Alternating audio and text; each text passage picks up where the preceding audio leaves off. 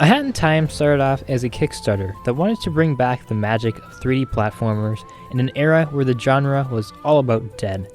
Fast forward to today, and because of games like A Hat in Time, Yooka-Laylee, and Super Mario Odyssey, 3D platformers have had a resurgence in the video game industry.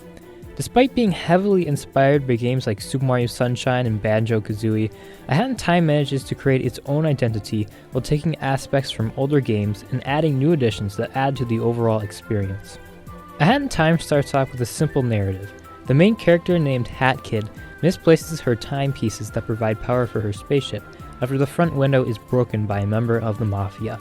These timepieces fly off onto the world below, and it's up to you to get them back in order to get Hat Kid home. Timepieces serve as the main collectible in A Hat in Time, as you might expect. They're this game's equivalent of stars, shines, or moons that you would typically see in a 3D Mario game. The main hub that you explore in order to access the different worlds is Hat Kid's spaceship. As with all levels in this game, this space screams fun and creativity. The different rooms give access to the different worlds, and each room is a room that you would typically find in a house, such as a kid's bedroom complete with pillows and toys, a kitchen filled with appliances, a laundry room that seems to have a bit too much detergent, and even a laboratory. These rooms don't feel like empty carbon copies of one another like you might find in a game like Super Mario 64, but rather a place that is actually lived in, and it does feel like a kid's dream house. I mean, you've got ladders, fun tube slides, pillow forts, funny cartoonish video games, and even a cute little Roomba. This creativeness extends to the character design as well. I mean, just look at Hat Kid, who's wearing a purple top hat, cape, carries around a parasol to beat up her enemies with. You can't tell me that this isn't what every kid dreams of wearing. My point of all this is that this isn't a bland world where you could stick any character in here and it would just work. No, this world is created around this childlike wonder and point of view that adds so much charm to the game. Like the marketing slogan for this game says, this truly is a cute as heck platformer.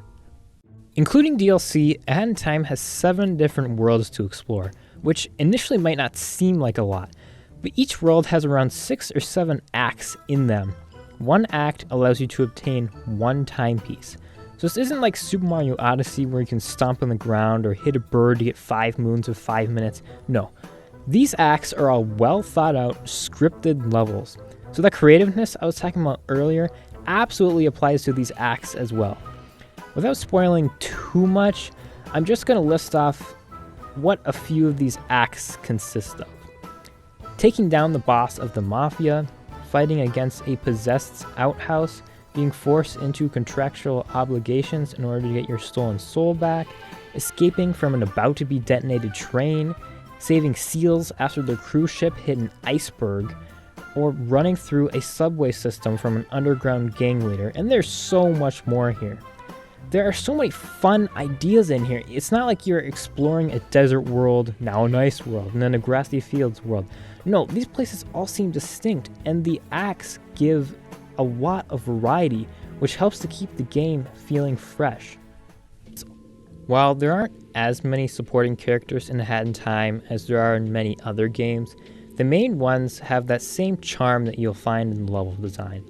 For example, in Chapter 1, you have a mysterious mustache girl who hates the Mafia living in Mafia Town. Chapter 2 has 2 rivals, the conductor and DJ Grooves, competing for a movie award.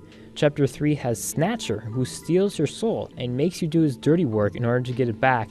And Chapter 5 has some of the cutest seals I've ever seen in my life. Hi!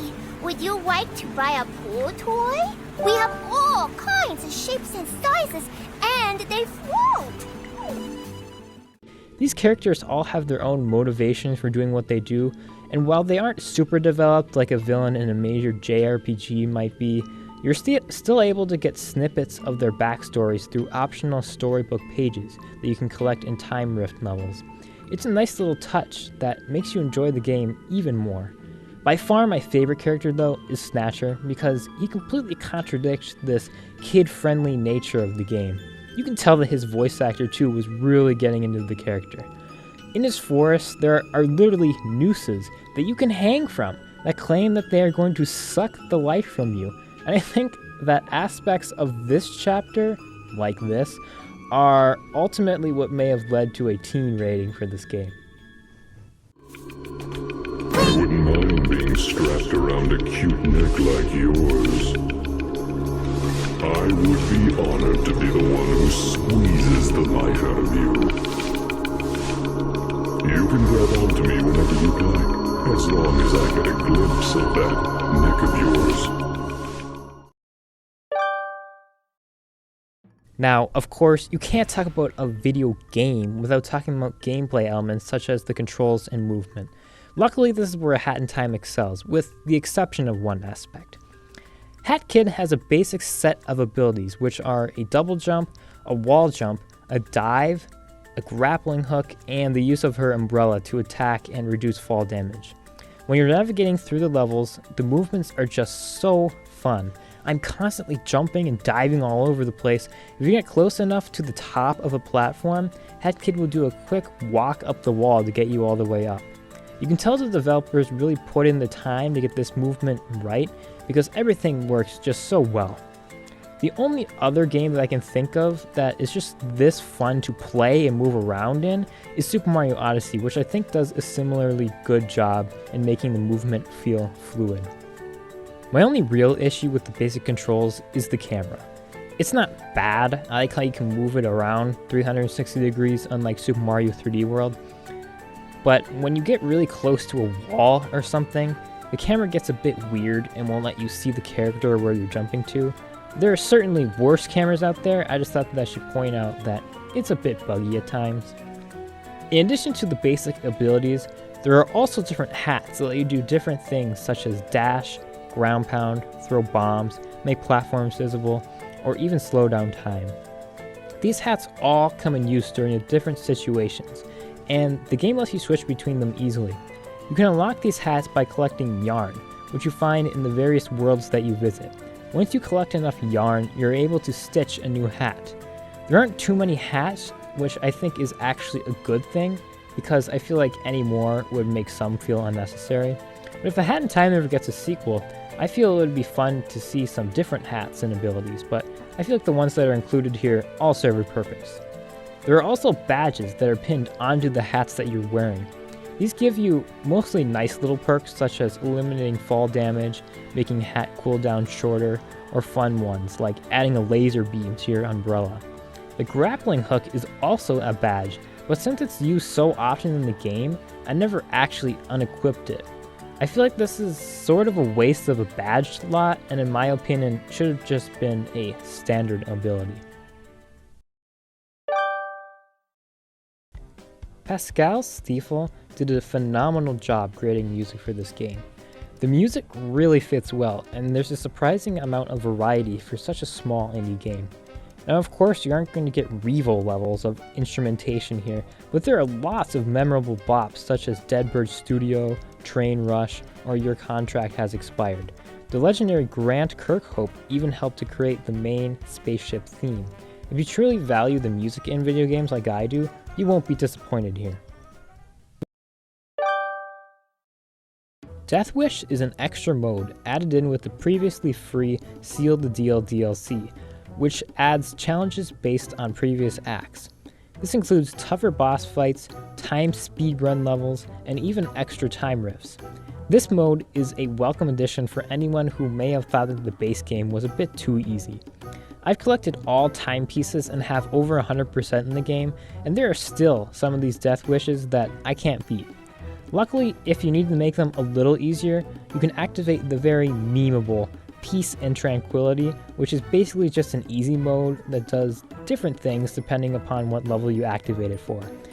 Be aware that if you complete a death wish with this mode activated, it will be marked accordingly and you won't earn any snatcher points, which are used to unlock new challenges.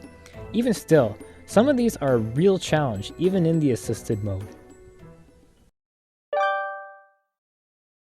I own this game on Steam as well as the Nintendo Switch, and I've mostly played this game on the Switch.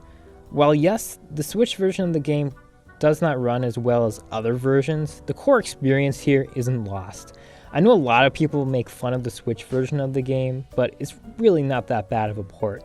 Really, the only main issues are two things. One, the game runs at 30 frames per second instead of the 60 plus on other versions of the game, which after the first few minutes you get used to. And two, the loading areas take much longer. Now, the loading times, I admit, are a bit much. After selecting an act, it typically takes around 40 seconds to load versus around 10 seconds on the Steam version.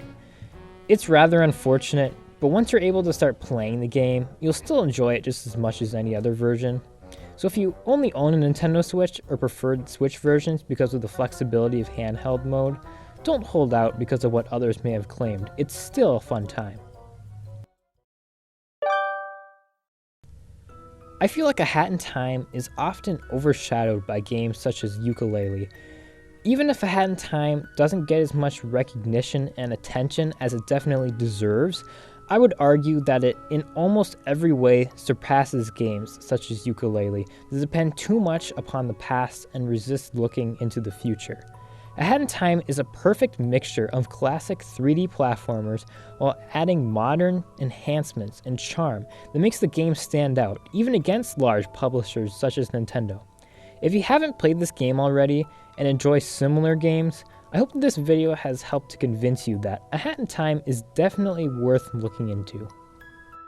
As always, thank you all so much for tuning in to Tea Time, and I will see you guys later.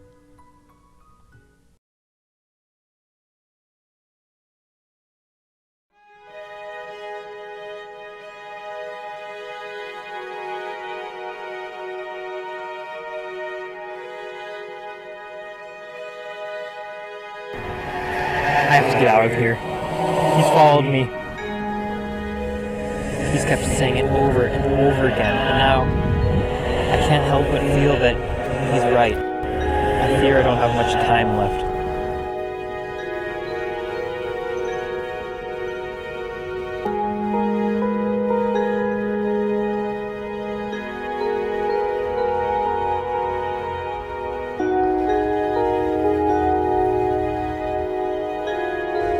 There's not much time left at all.